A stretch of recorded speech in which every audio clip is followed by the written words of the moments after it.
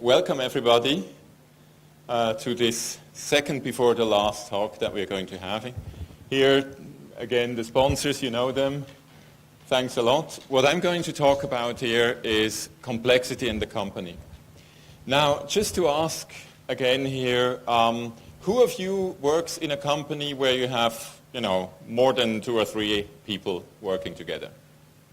Okay, everybody, great. Who of you is or manages other people? Also great. That's a great thing, because then this talk is really for you. So, maybe some background. I'm not an IT or Agile software development person. I come from management and leadership. And for many years, I've done training and consulting on how to produce results with people. Because for me, call it management, call it leadership. By the way, I think the distinction between the two is purely academic, because I've never seen somebody pass a day where he say, today I did no management and only leadership, or the other way around. Never happened. So let's just talk about how to produce results with an organization, with a group of people, with a team, or with a whole company. And that's what I'm going to talk about here. Now, the problem with this job, the job of a manager, is that usually it is not the first job you learn. Usually you study engineering, you study science or something, and then you work on that job, and then you become a manager. And you say, whoa, what do I have to do? You've seen Giovanni's talk, all these books. I have to read all these books, I have to do, and now people are talking about emotional intelligence, and they're talking about that, and now the black swan, and now blue ocean, and so on. And there is this kind of confusion. What is this job about, really? And what are the basics and the fundamentals of this job? The way I have taught this, and I'm going to show you this, for years, has been, let's break this down really to the fundamentals that you can learn sufficiently easily. They're not always easy to apply, but they're simple to understand. And then you can build from there onwards, just these fundamentals. However, in the recent years, I've come to the conclusion that this is just one layer and that there is another dimension. It has to do with things being always more connected and things being always faster in changing. And the experience that I've had is that in a certain way, we are getting towards this kind of situation. We just have this kind of tools. And that's what we apply because that's what we know. And the challenges that we are facing are different. Give you some example. I have, this spring, I have been with a company. We have done a lot of workshops in parallel about how improving the situation. And some of these things have to do, this process is not right, and that definition is not good, and this product is not good, and so on. And they've done that very well. And then they have things like, for example, when it comes to the pieces that, or it's a motor constructing factory. So the motors that they build, and in the middle of the process, they have to take them out because something is broken. What to do with them? They say, well, the process is there, it is good, but people do not live the process. So it's about the people, they don't stick to the process. What do we do? And the funny thing is, while we were working with these many groups, some people came to me and say, you know what, on group level, we have a process description of 13 pages, which tells you how to write a process description. And everybody was laughing and so on. Yeah, but this group, at the end of 3 days' work, what did they come up to solve their problem about the motors that were out of the process? A process description. But when they realized, it wasn't the problem with the process description, it's the only tool they have, Or I'll give you some other examples. For example, a company, this is a telephone company, and they have field service people. So if your phone box is not working well, or so something at your home connection, internet now, and whatever you have, they go there and they try to fix the thing. If possible, this one visit that they pay, they fix it. And sometimes they have to come another time because they don't have the spare part in their car. Now the problem is that the way it has been defined with who has the budget for the spare parts and who has to keep them in stock and so on, it is not the field service people who can decide what pieces they have in their car, ready for when it's being used, but it's some other departments who decide that. And so they feel like a victim of these other departments, because sometimes they know now is a time when we have this kind of piece that's going to break all the time because it's winter, and in winter that usually happens, but they're not allowed to put it in the car. They have to go and have a second visit.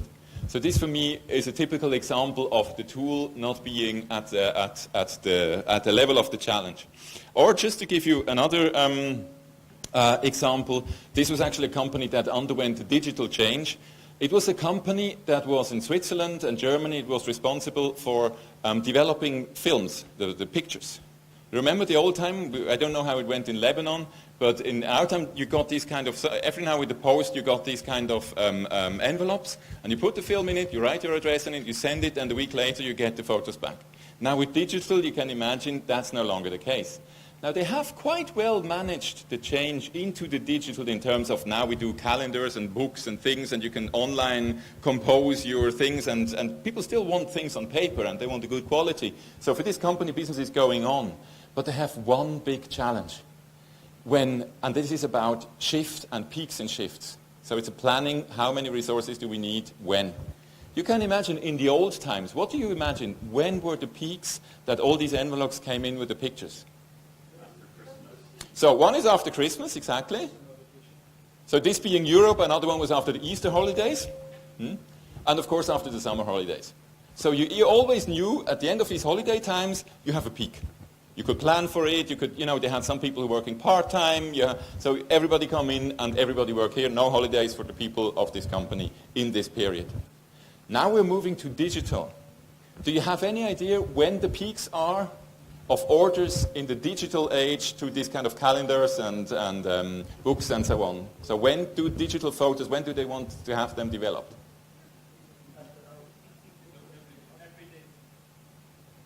No, there are peaks. Always after a rainy Sunday. Now you can imagine, you have to do your shift planning according to the weather. So, completely different way, completely more, we call it agile, right? I mean, you have to be very flexible. When this Sunday it's bad weather, you will have a peak on Monday.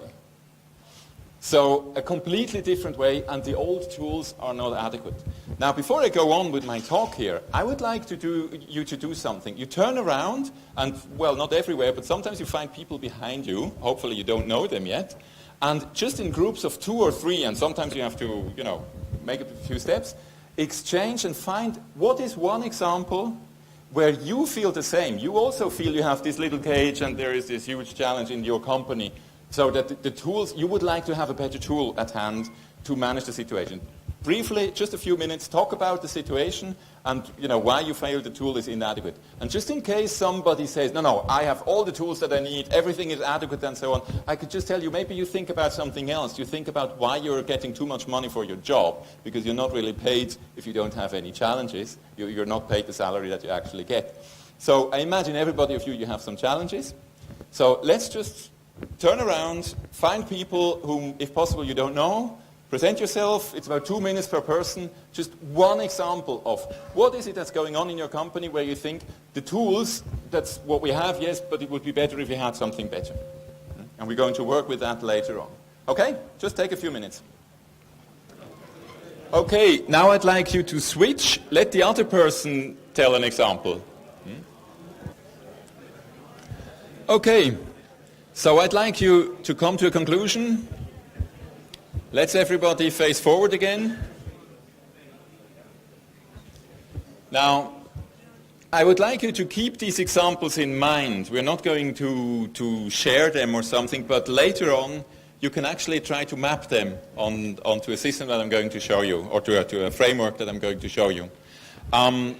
My suggestion is, my hypothesis is, many of these examples have to do with the fact that the tools that we have are not ready for the degree of complexity and for the speed of change that we are facing. And now the question is, okay, so what is complexity? Now, some of you have been in the workshop outside in the terrace this morning with me. You have had one way of experiencing what complexity is, really physically. And yeah, you remember. And I would like to show you some other things, just, in your thoughts, to go through what complexity actually is, just to get the word clear or the meaning clear. Now, most of you are, who of you is, by the way, just IT, engineering, this kind of mathematics maybe, these kind of degrees? Okay, so you might be at home with this. This, by the way, is a kind of, it's a minimal viable product in terms of, you see how I put it together. I still have to build this machine, and I want to build it, but I couldn't find the time yet to do it in a very simple mechanical way. Because what I want to show you is that the first level of complexity can be achieved by simple mechanical ways. It doesn't necessarily have to do with things like humans and interacting or nature or on any of these things. So imagine this black box. In the black box, there is a mechanism. And if you press now, for example, you press the button A and you get the first light on. You press the button B and you get the second light on. Now you can already imagine how this goes on, right? You press C, you expect it's the third light, and it goes on like that. We would call this a very obvious system. It's obvious we have a very high probability that we can conclude what the future will be when you go through these letters A. Now, let's make this a little bit more complicated. It's simple that if you press A, for example, it's the third light that goes on. You press B, it's the first light that goes on. So, you're not sure with C which one of the two remaining lights will be. Or maybe it's actually another light that has already been on will be on as well when you press C. Who knows? That's complicated. Now let's go to complex. And I have to write this to you so it makes clear. Imagine now the system inside the box has two states. One state is white and one state is black. And in white, the connections between the buttons and the lights are different from when they are in black. And at the end of each connection, it says, when you press the button, in which state the system will be for the next turn. And that's the important bit. Now we connect what you press now with what color the system will have next time you press a button. So, for example, in the white system you press A and it shows the first light and the system turns black, but you don't see that. And now you press A again and you're in black and it shows the third light and the system turns white. You press A again, and if you continue pressing A, you get between the first and the third light back and forth. However, if you press other buttons, they have the same kind of thing. Sometimes the system stays. Sometimes they use a light which has already been used by another button. I can tell you, we've done this several times, and we have done it since I haven't built the box yet. We've done it with a sheet of paper so that, you make a group of twos, and the person says, okay, I press A, and the other says, okay, you get the first light. And I press B, and you get this. We have this kind of situation. The people never find out how it works, And however, the problem with this kind of people talking back to you, reading from a sheet, is you continuously get conflict because people then they tell to me, this other guy is making mistakes, it's not possible, he's reading bad from the sheet. Because they don't believe that something so simple can actually become complex because you make a loop, because you link the next round to the round that has been done before. So a very easy way, in technical terms, is computational complexity that you can produce in this way. Now, let's move one step further, because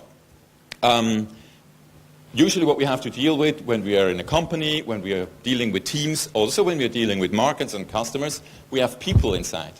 And now I show you something.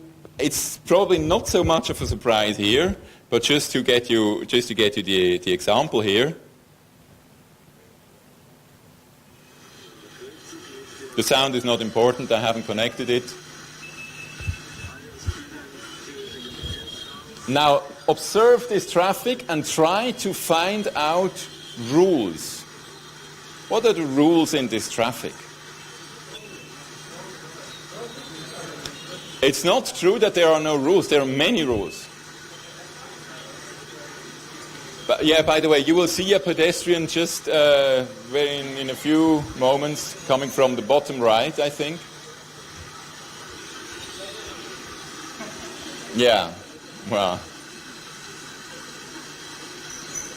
You see a pedestrian over there. There will be another one.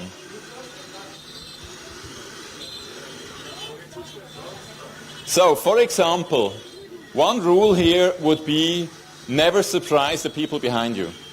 Always be clear that you are going, not in one moment to the next you're turning left, but very slowly. You see this guy? Never change speed. There is actually at one time, this guy.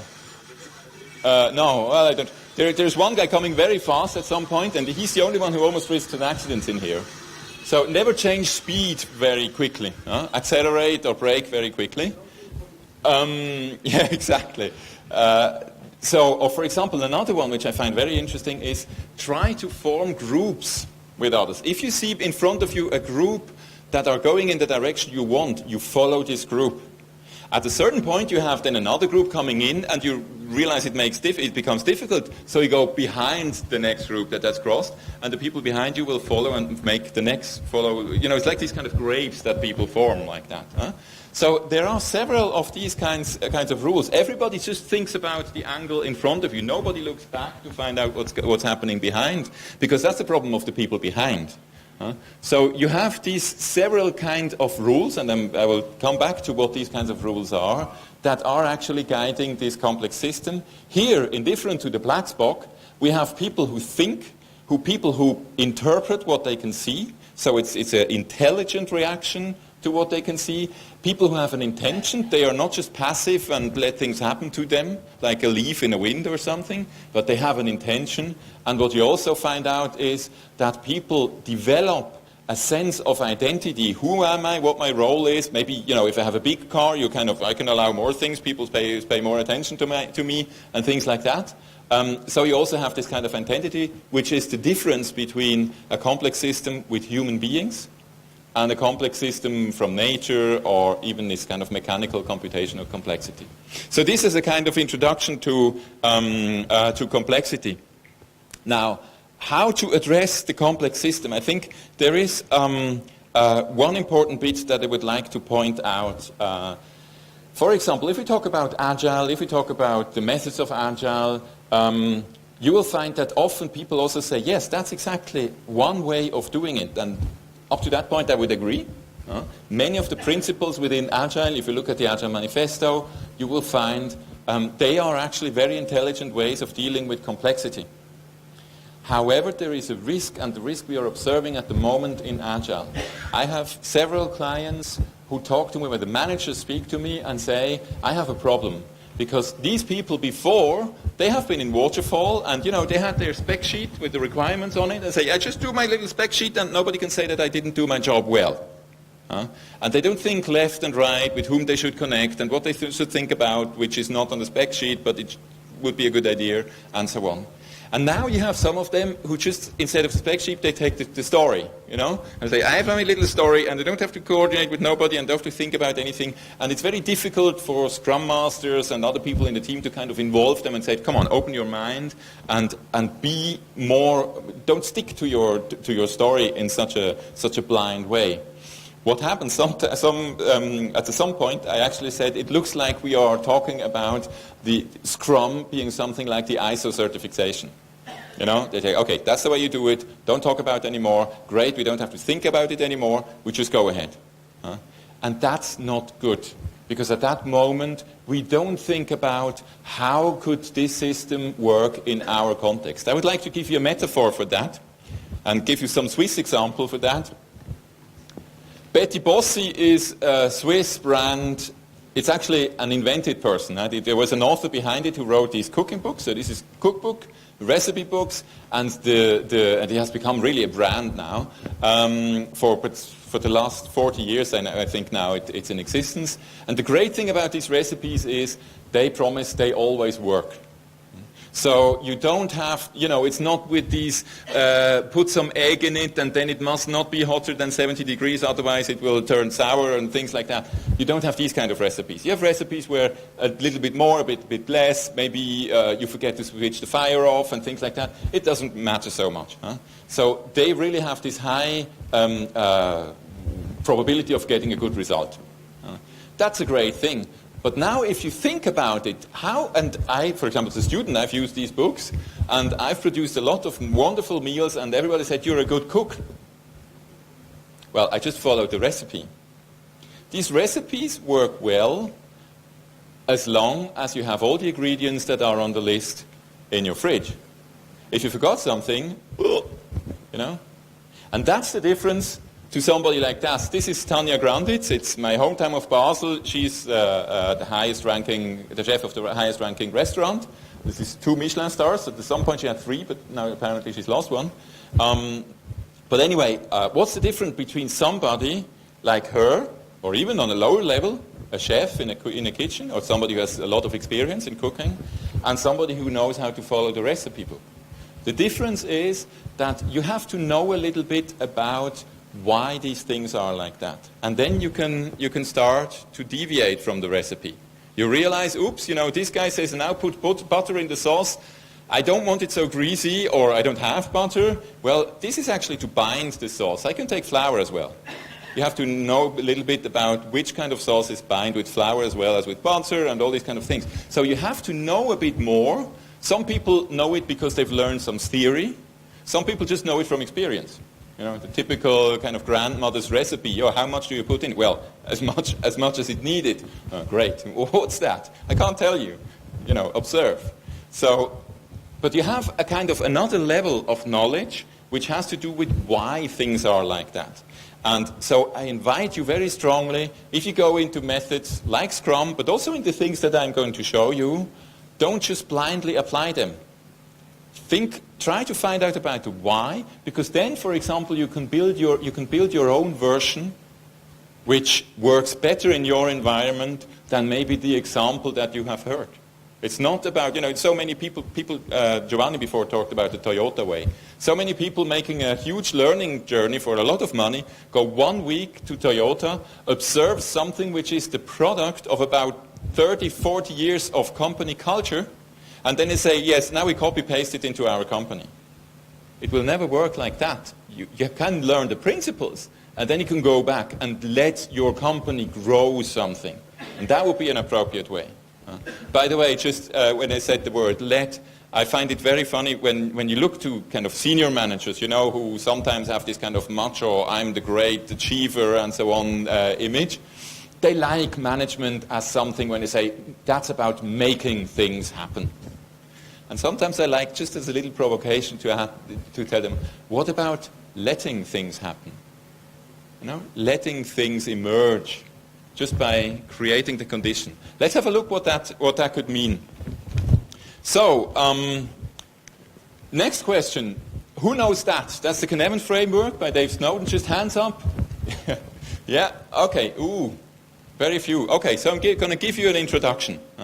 The great thing about this is it is the end of the management method that is the good method always and everywhere. Because, by the way, like Giovanni told it about situational management, it depends. It depends what context you're in, and then you choose the appropriate management method. It doesn't mean anything goes. It doesn't mean you can do just anything. It means you have to choose the appropriate one according to the situation. Yeah? Now, here we are talking about 4 kinds of contexts that you're in. So one is the obvious one, where you remember you press A and you get the first light, you press B and you get the second light, and so on. So this is the typical world of industrialization, where you have a process and it's very clear, you have a look at your situation and it's obvious, this is situation type B, and so I answer with procedure type B. And over years and years and years this has been developed, and since nothing is changing, you can go actually quite far with that. A lot of industry, the whole scaling idea, big quantities and therefore it can be cheaper and so on, all relies on this. Trying to get things into this domain here and then managing it accordingly. Now, however, when we go back to the buttons, when you press A and you don't get the first light but maybe the third light, you have to play around a bit to find out what is going on. Let's call this complicated. Mm-hmm. And in complicated, what you have is you still have causality, there is still a cause and effect, but it's more difficult to find out the causes. Typical situation in projects.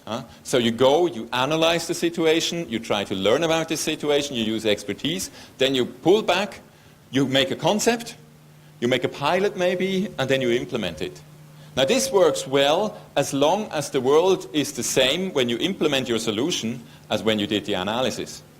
But when it has changed, And when some different things happen, this will no longer apply. And we are actually talking about the complex. So in the complex world, what's happening is you don't have the clear causality anymore.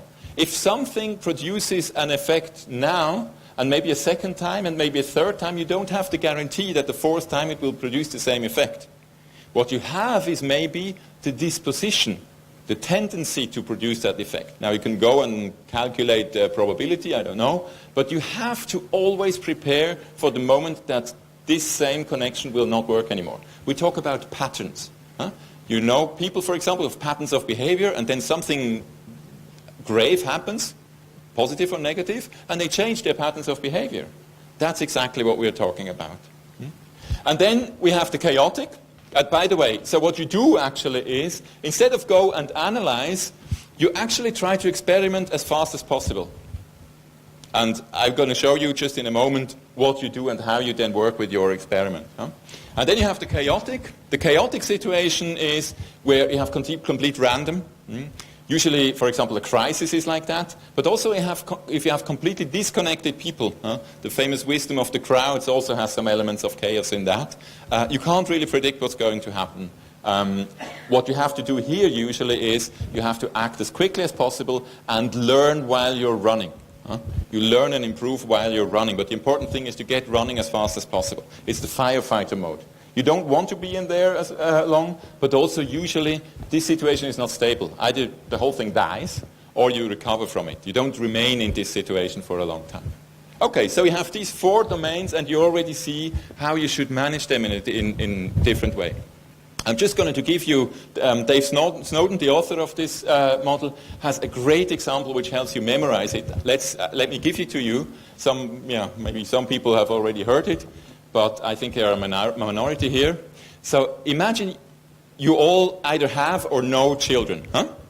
So you have children in your family. You can imagine what a children's birthday party is like. 9-year-olds, like that, birthday party. Now imagine you manage a children's birthday party in the way a complicated system is managed. What you would do at the beginning is certainly you would make a meeting of the parents to define the objectives of this children's birthday party, the values of the children's birthday party, which need to be, of course, in line with the vision of entertainment, with the vision of education in general in your country. And then you will certainly put these values on posters, with like eagles soaring over values or which dropping into a pond, and you put these posters on the room where you will hold the children's birthday party. Then one of the parents will actually make for the children as a start kind of a motivational videotape, and you will show this motivational videotapes to the children, and then you will ask the children to show their commitment to these values on PowerPoint. You will then probably carefully select a number of pedagogical plays and things during the whole party, and you will tell the children, in order to get their engagement and their performance, that their next week's pay that they will get, the pocket money, will depend on their performance in the children's party. And if, for some reason, at the end of the party, the children are not happy yet, you get one of these, what is called... appreciative inquiry consultants in who tells the children happy clappy stories so that they all go home and be happy again. That would be this way. Now I don't know how many of you work in large organizations, because honestly the more you work in large organizations the more you feel that's exactly how I feel. That's exactly how I am in there.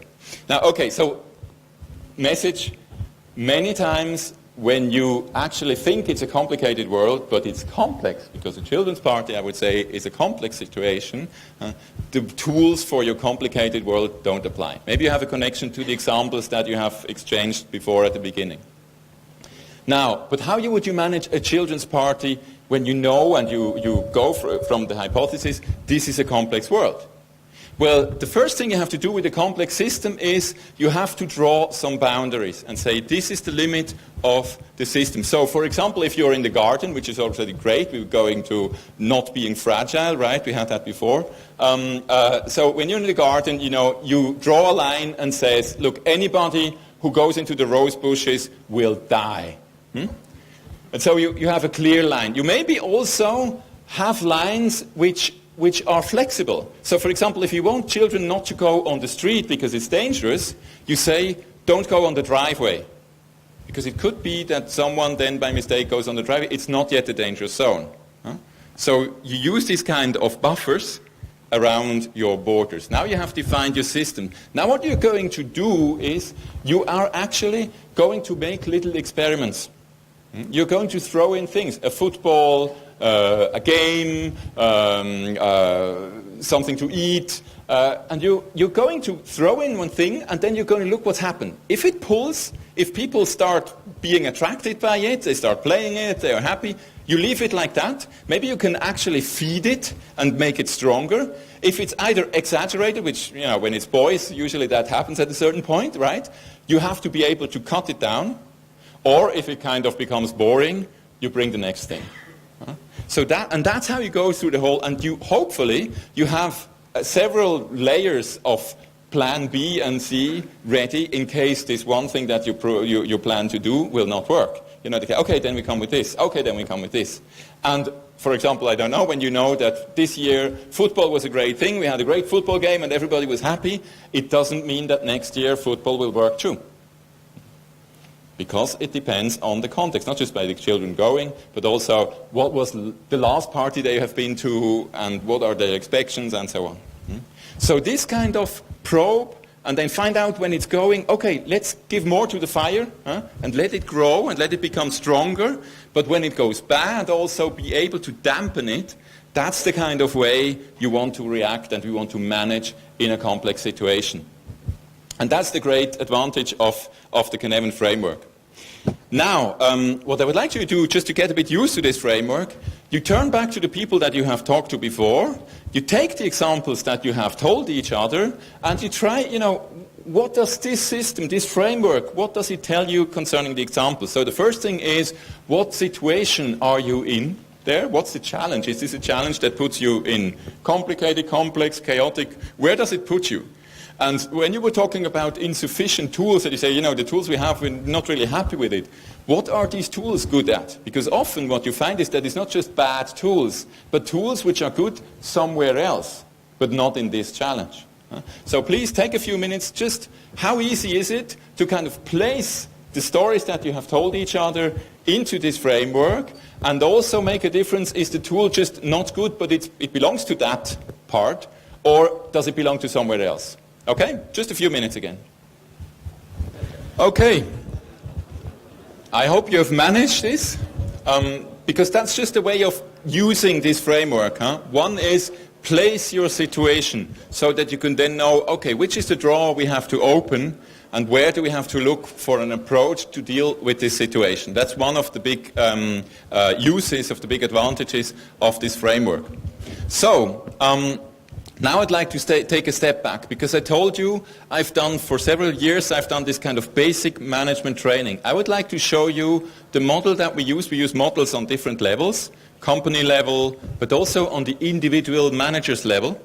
And I want to show you a simple model that we have used and we have created. So the authors of this model, it goes back to Peter Drucker, but he hasn't put it in this context. He's put it across a lot of essays. And what then my former boss, Fred Malik, has done is he's put this together into a model, and it looks like that. So this is the wheel that we call the wheel of effectiveness. And it covers, if you want, the essential things you should master when your profession is that of a manager. It can be as a team leader, as a project leader even, or it can be as a CEO. You have a different, of course, kind of size of the tasks below you, but in principle, they are the same.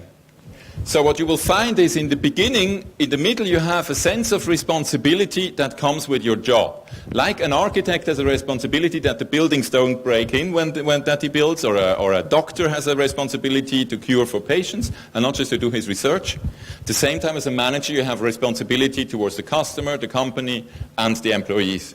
Then you have principles, and I've listed them over there. These are just the essential principles of effectiveness as a manager, and I'm going to go through them because I think they're the most important of it. And then you have tasks and tools. So tasks, for example, like ensuring objectives. There must be objectives. People should know why they're doing things and what's the result they want to achieve. Organizing, decision-making, monitoring, measuring and judging, and developing people. Now, you can make your list longer if you want, but this is just an essential set. The same with tools. You have meetings, you have reports and communication, you have job descriptions, you have personal work methods, budgeting, performance appraisal, systemic abandonment. By the way, systematic abandonment, what we mean with that is you should ask regularly the question, what is the things that we stop doing? Not just the new things that we do, but also what do we stop? And we stop it in the whole organization because it doesn't make sense anymore, or it's too much because we always have too much to do. So what do we abandon? Okay. And when you look now at the principles, things like, in the end, it's the result that counts. You know, it may be if you take a guest to a tour through Beirut, you know, and you find, well, yes, now we take the other road, and now we go there, and now it was great, but it's a traffic jam, and it goes slow. That's okay. You can tell a lot of things, I imagine, about all the sites that you have, and in the end, you have done 2 hours of tour, and no matter how far you've got or not, it was a great experience. But if you want to go somewhere else, if you are a business driver who has to deliver a parcel, you know, the traffic jam is a problem. What counts is the result. If you had a nice tour, that doesn't really count. So in the end, what counts is the result, and everything is second to the result that you want to achieve. Everything is a means to producing the result. Contribution orientation. I imagine you know these people, you know, who optimize either themselves or their teams on the cost of the rest of the organization. That's actually not good. Part of this job is to be oriented to what can I contribute to construct this whole building that we are doing together in this company. Concentration on the essential, you know the situation. If you do something that usually takes 50 minutes, and you can work for 50 minutes without interruption, that's a great thing. If you work 10 minutes, and then you do something else, and then you work for 10 minutes, and then a phone rings, and you have to take the phone call and do something, and then for another 10 minutes, you have 5 times 10 minutes. You will not have done the job. So if you concentrate, it becomes more efficient. So allow for concentration in the organization. Utilize existing strengths. We have such a tendency of working on our deficits. We have weaknesses, we're not good. You know, it's cool you learn that. Here you're insufficient, you have to work on it, yes.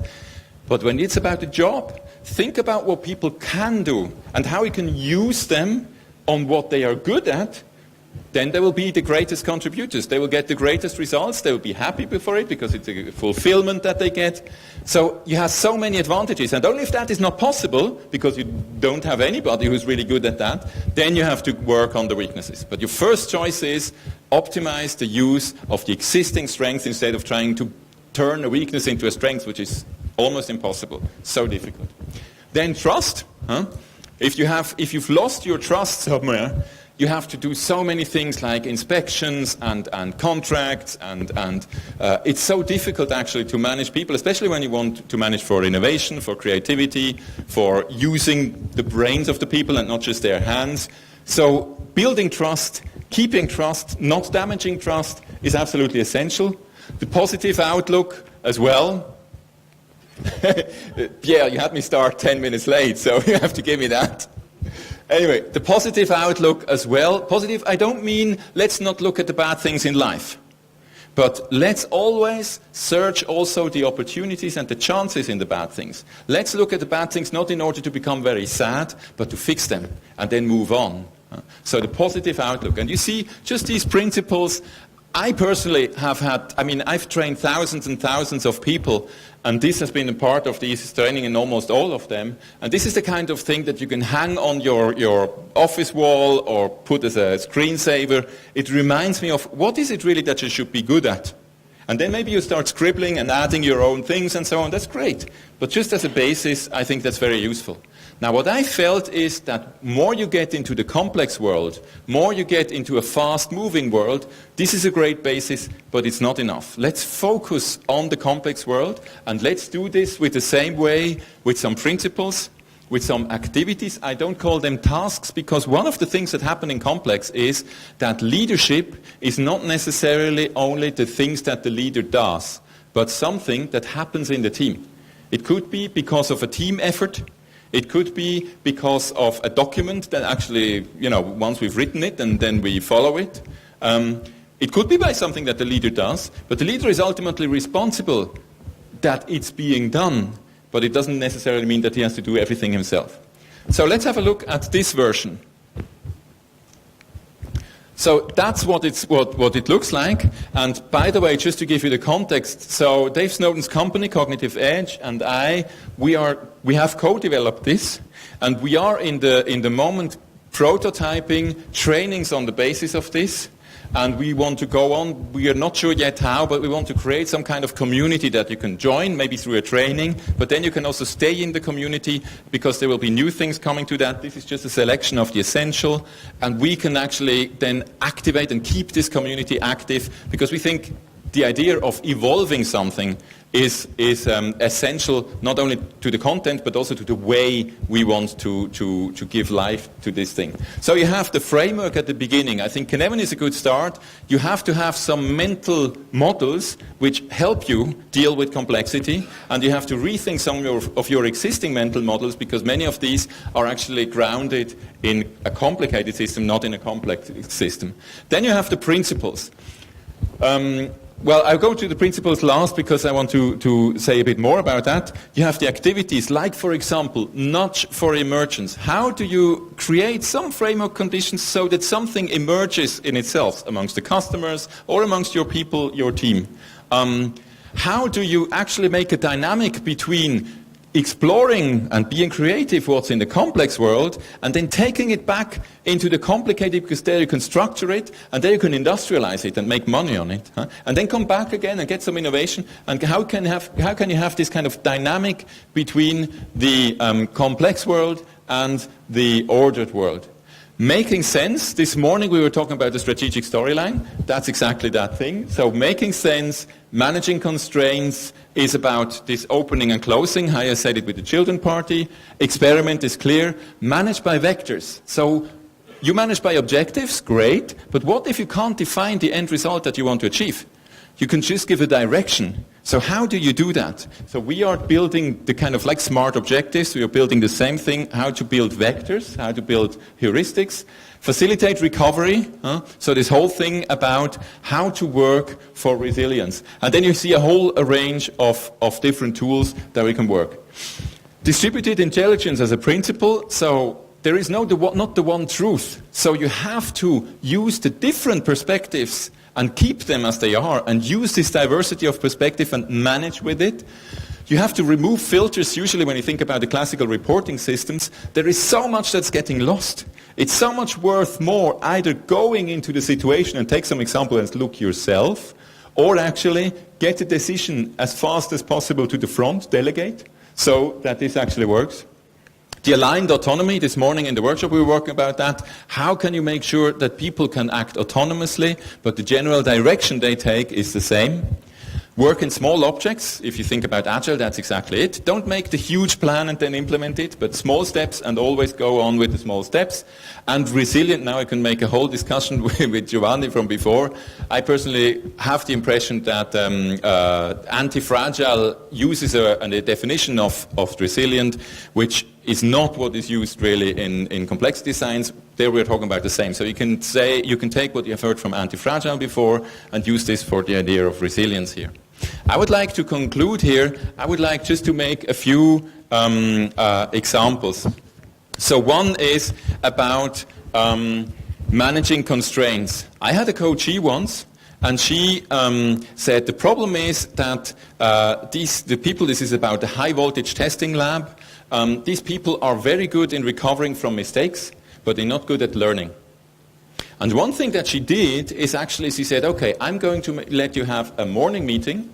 The topic of the morning meeting is today, maybe a little bit tomorrow and maybe a little bit yesterday, but most topic is today, and I'm not going to be present. And it's going to be 10 minutes.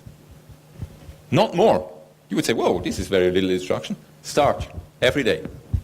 And people started. And for the first time in the history of this institution, you had, for example, after 2 weeks, a RACI chart on the wall where they start kind of changing, okay, who does what and how can we improve this? You had a lot of measures that came out of it. Now, Another example that, and Pierre, just for you to know, I'm going to conclude in a moment. Another example is actually from the same high voltage testing, and with that I'm going to conclude. In the high voltage testing, what they had is they had a problem that because it was in a huge group, and people sent things, and they got an offer how much the test would cost because it was built internally, and they never confirmed the offer. And every now and then you had a very awful discussion afterwards when it's about paying the bills, and people say, no, we don't want to pay that. And you had these very bad discussions. So they invented a rule, and they said, okay, when the offer is not confirmed 2 weeks before the test will not take place. Now you can imagine this rule has never been applied, and once somebody tried it, and it went so much high up in management and came back with so much force, nobody ever tried that again, because it's not realistic. What we have developed is a heuristics or a rule of thumb which says, as an employee of the testing lab, always make sure that the customer has realistic expectations. This is very general. How to apply that and what that means with which customer, where it's okay and where do I want to have an email conversation and where do I phone him in order to get the confirmation, it depends. Have a look.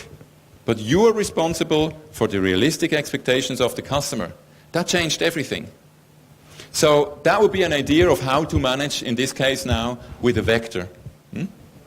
So as you see, there are many things that you can apply here, but again here, I would invite you, many things also you can find on the internet. Use this and start exploring. And with that, well, oops, yeah, that was actually I had, so on the slideshare you will find some writing concerning these different examples that I've made. With that I would like to conclude. Just as a conclusion before the other people come in, one of the things I do as a hobby, and this is kind of also how to nudge people, I write fairy tales for leaders. If you want to connect to that, you come to me, I give you a card with the internet address on it. Okay? Thank you very much.